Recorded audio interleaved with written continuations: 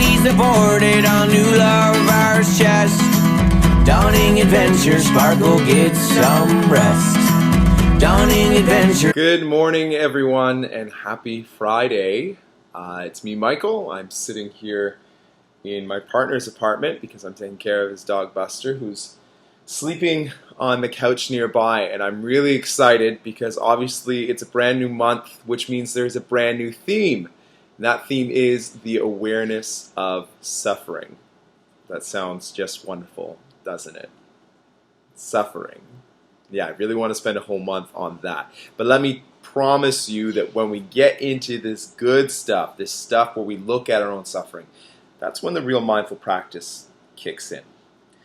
Human beings, which we all are, obviously, are experts at avoiding suffering. We're like the streams that find the easiest way to the ocean.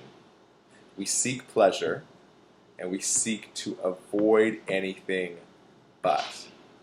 But what I would like to argue is that suffering is, despite all of its negative connotations, is actually not a bad thing. In fact, it's a very, very human thing. We are alive. We are bound to feel as much joy in our life, however long that might be, as our suffering. And yet we avoid one and completely pursue the other.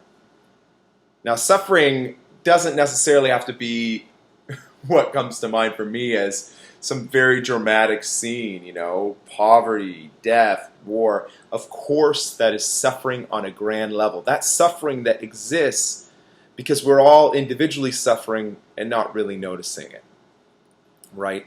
Individually suffering may look like insecurity. Individual suffering may not having someone to talk to. Individual suffering could be a passing comment that really just gets under your skin and stays with you. All of that individual suffering gone undealt with or unnoticed or uncared for builds in us. It builds and it builds and it builds. We might be avoiding that suffering.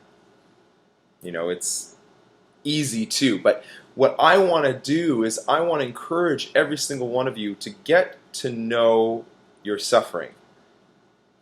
And the first way to get to know our suffering is to have an awareness that we have it, and an awareness, more importantly, of how we avoid it. We all do it, I do it, everyone does it.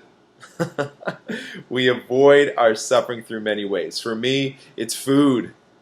Man, I love to eat. And let me tell you something, if I am upset emotionally, if I'm irritated, if I'm lonely, I will turn to that sweet, I will turn to that bag of chips. I will just turn to eat because it's something along my journey that I've learned to do.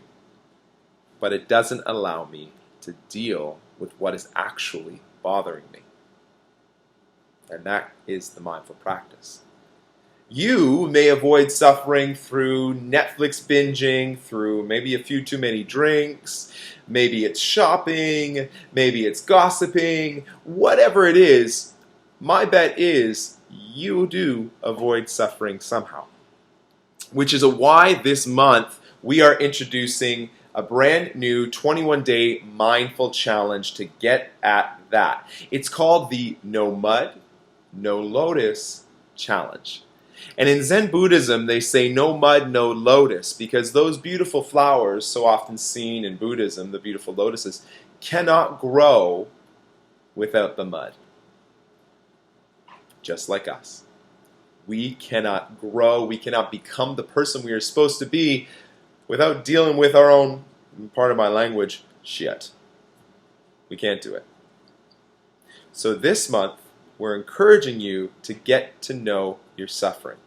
In the No Mud, No Lotus 21-day mindful challenge, we are going to challenge you to stop avoiding your suffering.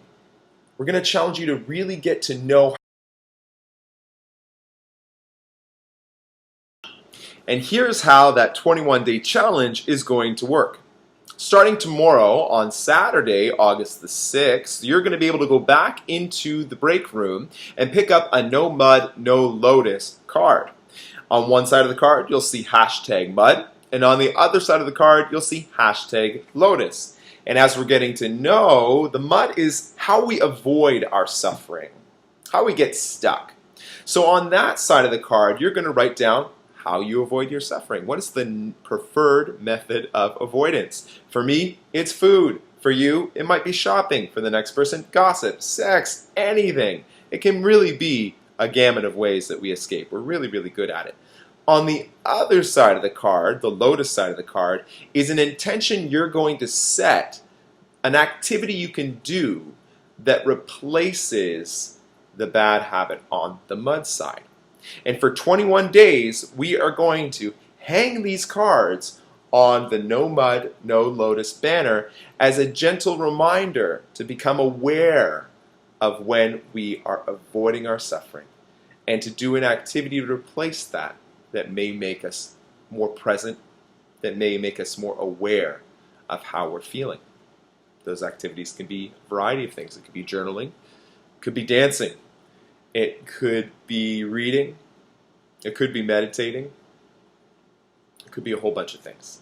Something that brings you into the present moment, that maybe allows you a little bit more access to what you are experiencing. So, if you have any questions, feel free to reach out to myself or Meg or Ayla as to how you can be a part of this 21-day challenge. And now, why 21 days? Well, it's probably pretty obvious, but it takes 21 days to make a habit. So it's my hope, it's our hope, that through this 21-day experience, you're going to be able to break this habit of running from your suffering and sit with it instead. Be able to get to know it a little bit better. Be able to say, I know I am afraid, but you're welcome to stay around for just a little while.